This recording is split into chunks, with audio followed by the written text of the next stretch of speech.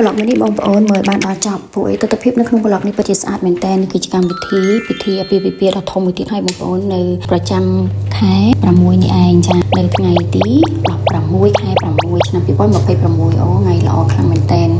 ហើយកម្មវិធីនេះពិតជារៀបចំបានស្អាតខ្លាំងមែនតើសំខាន់គឺឈុតសម្លៀកបំពាក់របស់នាងខ្ញុំគឺថាសុធានីកាត់ដេរឆ្នៃម៉ូដមកឲ្យត្រូវនឹងទស្សនភាពត្រូវនឹងកម្មវិធីតែម្ដងហើយធ្វើឲ្យលើកសម្រស់ឆ្លោះតែម្ដងពណ៌ផ្កាកុលាបគេហៅថាពណ៌ផ្កាម៉ងដនៅពេលដែលដើរចូលមកដល់បរិវេណនៅក្នុងកម្មវិធីអាពាហ៍ពិពាហ៍នេះគឺថាលើកសម្រស់មួយកម្រិតទៀតតែម្ដងហ៊ានកសើខ្លួនឯងបន្តិចណាដោយសារតែឈុតគេស្អាតស័ក្តិសមទៅនឹងកម្មវិធីហើយពណ៌សម្លៀកបំពាក់គឺលោកអុកញ៉ានិងលោកជំទាវជាកូនកំឡោះកូនក្រមុំផ្ទាល់គាត់ជាអ្នកកំណត់យកពណ៌នេះតែម្ដងដើរចូលមកបងប្អូនអាចឃើញទស្សនវិជ្ជាជារួមហើយគឺថាស្អាតមែនតើនេះនៅខាងមុខទេ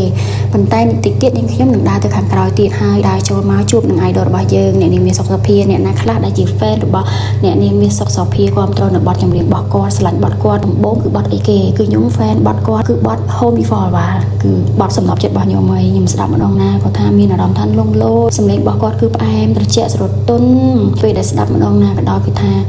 អារម្មណ៍ដែលដងទៅតាមបទចម្រៀងតែម្ដងហើយសម្រាប់គាត់ថ្ងៃហ្នឹងគឺថាស្អាតឆ្លោះខ្លាំងមែនទែនសម្លៀកបំពាក់របស់គាត់គឺរំលេចទៅដោយពណ៌ស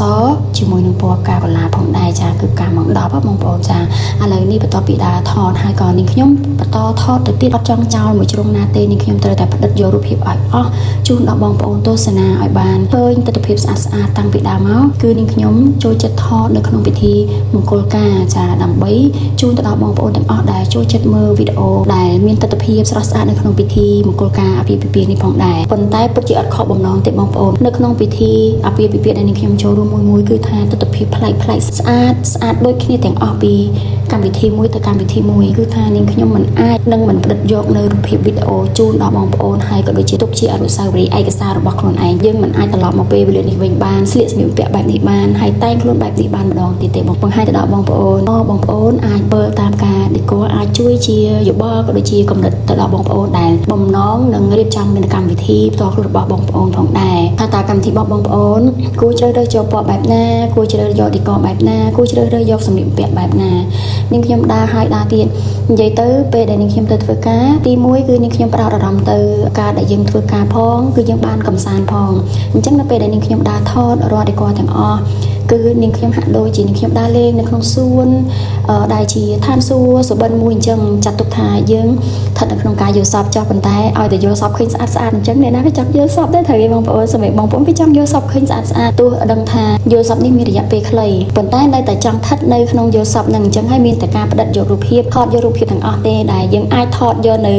យល់សប្តិហ្នឹងទុកបានជាអនុស្សាវរីយ៍អញ្ចឹងបងប្អូនជឿអត់ថាឈុតសម្លៀកបំពាក់ដែលខ្ញុំស្លៀកដល់កម្មវិធីហើយនឹងម៉ូដសក់ការផាត់មុខអីហ្នឹងគឺនាងខ្ញុំអត់បានរើសដោយខ្លួនឯងទេគឺថា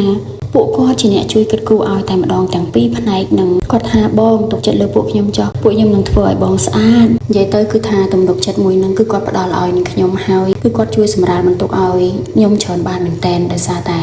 មិនបាច់ចាំគិតថាអូត្រូវប្រើម៉ូដសក់អីត្រូវស្លៀកពាក់អីគឺថាគាត់ទាំងពីរអ្នកសុធានីកាត់ដេរហើយនឹងលុចរាយុទ្ធគឺថាគាត់បានគិតគូរឲ្យនាងខ្ញុំបានដិតដល់តែម្ដងចាដើរថតយើងថតជុំគ្នាថតរាល់ឌីកូទាំងអស់ហើយក៏បានជួប idol របស់យើងមួយរូបទៀតគឺអ្នកនាងអស្គុនកញ្ញាជា idol សំណប់ចិត្តរបស់បងប្អូនទាំងអស់គ្នាដែលបងប្អូនបានស្គាល់ស្រាប់ហើយមកទៅជាងហ្នឹងប៉ុន្តែអត់ទាន់បានថតជាមួយអ្នកនាងអស្គុនកញ្ញាអញ្ចឹងក៏ឆ្លៀតមកថតបន្តិចហើយក៏យើងចាប់ដើមបន្តនៅការងារហើយសម្រាប់ការងារថ្ងៃនេះគឺចប់ហើយបងប្អូនមានតែប៉ុណ្្នឹងឯងអរគុណសម្រាប់ការតាមដានរាល់វីដេអូរបស់ខ្ញុំទាំងអស់ចុងក្រោយមកដល់ផ្ទះវិញអូយកូនខ្ញុំញ៉ែញប់នេះបងប្អូននេះ6 7ក្បាលនេះចាកូនខ្ញុំរាប់សិបក្បាលចឹងហ្មងចា6 7ក្បាលមកញ៉ែញប់ឲ្យតែឃើញស្លៀករ៉ូបវែងអីម្ដងនិយាយថាចូលចិត្តមកអានេះនិងសពុតនឹងកណាត់ហ្នឹងណាអរគុណច្រើន